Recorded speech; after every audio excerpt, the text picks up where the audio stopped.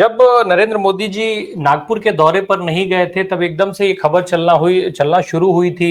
उसके पहले ये बिल्कुल साफ साफ पब्लिक डोमेन में आ गया था कि जो वक्फ संशोधन का बिल है उसको बिहार इलेक्शन तक पोस्टपोन किया जा रहा है। बिहार इलेक्शन के बाद उसको लाने की बात सोची जाएगी, उस पर वो किया जाएगा। और उसकी वजह तब ये बताई जा रही थी कि बिहार में मुस्लिम वोटों के छिटकने का डर है। हालांकि ऐसा तो है नहीं कि मुस्लिम वोट सीधे सीधे भाजपा को मिलते, लेकिन उनके जो एलाइज हैं उनको वो वोट मिलते, चाहे वो नीतीश कुमार हो, चिराग पासवान हो या और भी कोई, वो मिलते, जिसका डर था। लेकिन जैसे ही मोदी जी नागपुर पहुंचे और वहां से लौट के आए, तुरंत वक्फ संशोधन बिल लाने की तैयारी हो गई। अचानक ऐसा क्या बदला? दरअसल जो मीनू मैम बात कह रही थी वो कहीं ना कहीं कुछ ऐसा है जैसे वाटर टेस्टिंग चल रही है कि इसका क्या कुछ इंपैक्ट हो रहा है। चर्चा में लाओ कि मुस्लिमों को तो हमने कर दिया सीधा, अब अगर हम ईसाइयों से जमीन छीने तो भारतवर्ष के अंदर उसको लेके क्या चर्चा होती है। आलोक तिवारी सर, ये जो एक्टिविटी दिख रही है, क्या ऑर्गेनाइजर बिना आरएसएस की सहमति के कोई चीज खोल देगा पहले? क्या आज की तारीख में इस देश में किसी भी मीडिया हाउस की, जो मेन स्ट्रीम मीडिया है, चाहे वो प्रिंट का हो इलेक्ट्रॉनिक का हो, वो इस स्थिति में है कि कोई खबर ब्रेक कर पाए बिना आरएसएस और भाजपा की सहमति के? ये बिना सहमति के हुआ होगा, क्या ऐसा मानते हैं आप? और दूसरा, अगर सहमति से हुआ है फिर वो ट्वीट डिलीट कर दिया गया है, तो क्या ये वाटर टेस्टिंग है कि क्या रिएक्शन आ रहा है भारतवर्ष के अंदर? स्टाइल है, ये टेस्टिंग करते हैं, ये उनका स्टाइल है। दूसरी चीज आप कभी भी इस बात पे इंटरेस्ट मत रखिए कि नरेंद्र मोदी और संघ के बीच में कोई रिफ्ट है। ये उनका इंटरनल मामला है। नरेंद्र मोदी के लाख रिफ्ट हो जाए, लेकिन पर लड़का उसी परिवार का है, डीएनए वही है। ये केवल जो है अब ये कर रहे हैं, इनके पास कुछ नहीं है, देश बर्बाद कर चुके हैं। देख लीजिए, हमारे कांग्रेस मुक्त भारत के बहुत बड़े मायने थे। पंडित जवाहरलाल नेहरू से महात्मा गांधी जी ने कहा था कि कॉन्स्टिट्यूएंट असेंबली में मैं तो नहीं होऊंगा, लेकिन तुम रहोगे। ये ध्यान रखना कि दलितों और अकलियतों के मसले पर तुम कतई झुकना नहीं। और 26 मई 1949 को पंडित नेहरू ने सांप्रदायिक एकता और कुछ माइनॉरिटीज के राइट्स पर जो है वल्लभ भाई पटेल द्वारा प्रस्ताव जो रखा गया था, उसको पेश करते हुए कहा था, और उसकी ये बातें सही हैं, हमको तमाम बातें ऐसी भूलनी पड़ेंगी। और उसके बाद उन्होंने सेपरेट इलेक्टोरेट खत्म करने की बात कही। लेकिन जो पंच लाइन कही, जो आज बिल्कुल सही हो रही है, कि अगर कोई बहुमत अल्पमत को अल्पसंख्यक वर्ग को परेशान करता है, तो अल्पसंख्यक वर्ग तो परेशान होता ही होता है, लेकिन परिणाम स्वरूप बाद में वो बहुसंख्यक वर्ग परेशान होता है। 100 करोड़ आज भारत का आदमी खरीदारी की स्थिति में नहीं रह गया है। देखिए साहब, हमें अब ये समय नहीं रही कि हम मौन रहें। इस देश की सच्चाई है, गांधी नेहरू की आइडियोलॉजी और बेस, उसके बरक्स कुछ भी नहीं है। आप कहेंगे मैं इतना पदेशिव क्यों हूं? मैं आपको बैकग्राउंड में लिए चलता हूं। सारा मकान जल गया घर के चिराग से। गांधी नेहरू की विरासत को, गांधी नेहरू के विचार को गांधी नेहरू की विरासत ने ही मारा। 1967 का चुनाव, लोहिया का गैर कांग्रेसवाद नारा, और 2014 का चुनाव कांग्रेस मुक्त भारत, इसमें कोई फर्क नहीं था। अगर आप चाहें, ऐसा बहुत जरूरी है, मैंने जहां से आपके मेरे पास कॉल आता, मैडम को व्हाट्सएप पर एक बहुत इंपॉर्टेंट फोटो भेजा है, उसे आप दिखा दीजिए। देश की जनता को जरूर देखना चाहिए, आपका प्रोग्राम बहुत लोग देखते हैं। आखिरकार वजह क्या थी? भारत के सोशलिस्ट की आप असलियत देखिए। डॉक्टर राम मनोहर लोहिया ने क्यों साथ ले लिया जनसंघ का? मधुलिमय मना कर रहे थे। जो मैंने फोटो आपको दी उसमें वो गोलवलकर के साथ खड़े हो गए जाकर के। क्या बुराई थी आपकी इंदिरा से? आप ब्रांड बनते हैं समाजवाद के, और इंदिरा जी समाजवाद पर ही चल रही थी। रिचर्ड निक्सन से उनका टकराव जो है यही हो रहा था, और रिचर्ड निक्सन अपनी बाजार खोलने को कह रहा था। वो वही कह रहा था जो आज ट्रंप मोदी से करवा रहा है, हमको जलील करवा रहे हैं। 140 करोड़ आदमियों को गालियां दे रहा है, ये उसको रिबट कर सकने की स्थिति में नहीं है। पूरा वर्ल्ड जो है रिबट कर रहा है ट्रंप को। आप चले गए। भारत का सोशलिस्ट सोसाइटी ऐसी रही है कि नारायण दत्त तिवारी और एनजी रंगा जैसे सोशलिस्टों की असलियत देख करके कांग्रेस में आए, फिर उन्होंने बहुत अच्छे काम भी किए। उसके बाद जयप्रकाश नारायण, जिसको नेहरू बनाना चाहते थे कि जब नेहरू से पूछा गया तो हु आफ्टर नेहरू, तो सबसे पहले पंडित जी ने कहा था हु एल्स देन जेपी।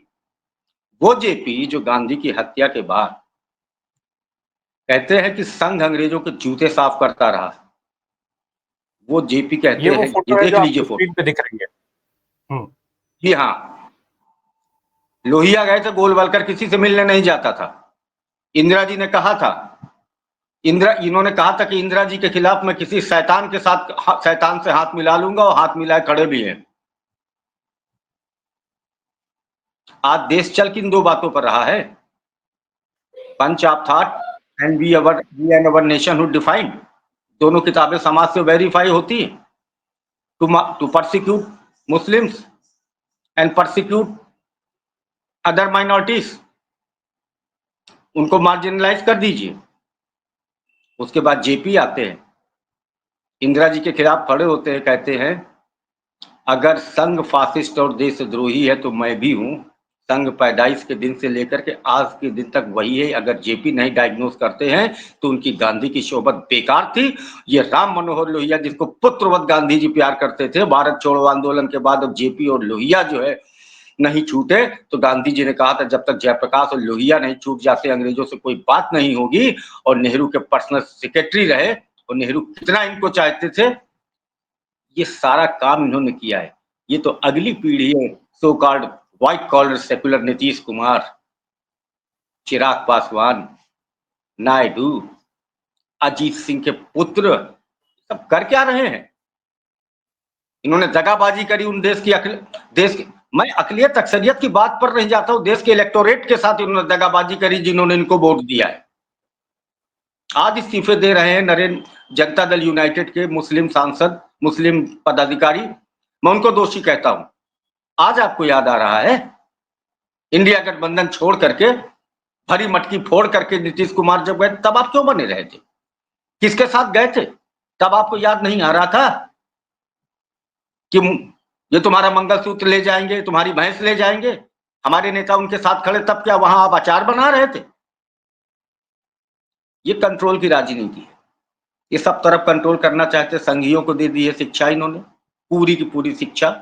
शिक्षा का सवाल आपने पूछा था, अरे आज दिन तक भाजपा ने कौन सा एक नेता पैदा किया? जनसंघ राज्य जाहिलों की जमात है, कोई एक नेता पैदा किया जो राहुल गांधी पंडित नेहरू की तरह जाकर अमेरिका में यूनिवर्सिटीज में और प्रेस कॉन्फ्रेंस पे बोले जा करके? एक अटल बिहारी थे, मंच में हमारे देसी शब्दों में कहते बढ़ती, उनके भाषणों के असर के दूसरे मायने दूसरे होते थे, जो बोलते थे उसका उल्टा करते थे। एक ये आ गए उनसे डबल, क्योंकि उनके पास बहुमत का अभाव था, वरना वो सब यही करते। गोविंदाचार्य ने कहा था मुखौटा है। क्या संविधान संशोधन के लिए उन्होंने कमेटी नहीं बनाई थी? Ex chief justice M N Venkatachaliah के अध्यक्षता में वेंकट चलैया साहब ने हाथ खड़े कर दिए, और राष्ट्रपति नारायण साहब नाराज हुए थे। उनके सामने मजबूरी थी, तन भी हिंदू मन भी हिंदू, एक संघी वो अपने आप को एडमिट कर चुके थे। देखिए साहब, ऐसा है, राय साहब ने कहा क्रिश्चियंस का कंट्रोल की राजनीति है। मुस्लिम ऐतराज करेंगे, बेशक करना भी चाहिए, क्रिश्चियंस पर आएंगे, क्रिश्चियन ऐतराज करेंगे, सिखों पर भी नंबर आएगा, ऐतराज करेंगे। हिंदुओं ने ऐतराज किया क्योंकि हिंदुओं का माइंड कंट्रोल का गेम खेलते। माइंड कंट्रोल बहुत तगड़ी टैक्टिस है। राम जन्मभूमि के मंदिर की पहली वाली ट्रस्ट तोड़ करके सब भाजपाइयों संघियों को बना दिया वो चंपत, जथा नामा तथा गुणा। क्या क्या किया, सब भाजपाई बैठाल दिए। 1-2 करोड़ का मकान खरीदा जाता है और दूसरे दिन वो ट्रस्ट प्लाट और ट्रस्ट को 18 करोड़ का बेच दिया जाता है। यानी पेमेंट किसके पैसे से किया गया? वो जनता से जो लिया गया था। अरे ये बहुत बड़े लोग हैं, इनकी बदमाशियों का अंदाजा लगाना मुश्किल है, क्योंकि शुरू तो हो गया है। अब जैसे राम जन्म बाबरी मस्जिद थी, उसको विवादित ढांचा कहते थे, जो मथुरा में शाही ईदगाह उसको विवादित ढांचा कहने लगे हैं। और डायलॉग बाजी भी शुरू हो गई। वो संजय निरुपम लंपट एलिमेंट कह रहा था कि अगर कोई जो है शाहीन बाग करने की कोशिश करेगा तो उसका जलियांवाला बाग करने कर दिया। अरे जलियांवाला बाग कोई मखौल है? जब तुम्हारी विचारधारा उनके संडास साफ कर रही थी, तब जलियांवाला बाग में आप लोगों ने अपना खून दिया था। जलियांवाला कांड देखने के बाद गांधी के तेवर बदल गए थे। आप कॉमेडी बनाते जलियांवाला बाग कांड को, बिल्कुल। जिसका नंबर आएगा, क्योंकि डेविएट करना चाहते हैं, इनके पास अब पब्लिक को डिलीवर करने के लिए कुछ नहीं है। शिक्षा खत्म हो जाए। मैं एक सेंटेंस आपसे कहता हूँ, स्कूल क्या होता है? स्कूल में पढ़ाने वाला टीचर ही हमारा थोड़ी ना गुरु होता है। अरे स्कूल भी तो हमारा गुरु होता है। गांधी जी की हत्या के बाद महर्षि विनोबा ने 15 मार्च 1948 को वर्धा आश्रम में बड़े अफसोस वाले मन में कहा था, उनको सुनने वाले थे राजगोपालाचारी बाबू, राजेंद्र प्रसाद, मौलाना आजाद। कहा था ये गीता को इसीलिए मानते हैं क्योंकि गीता में गुरु की हत्या की जाती है, और आखिरी में बड़ा दया भाव से कहते हैं बेचारी गीता।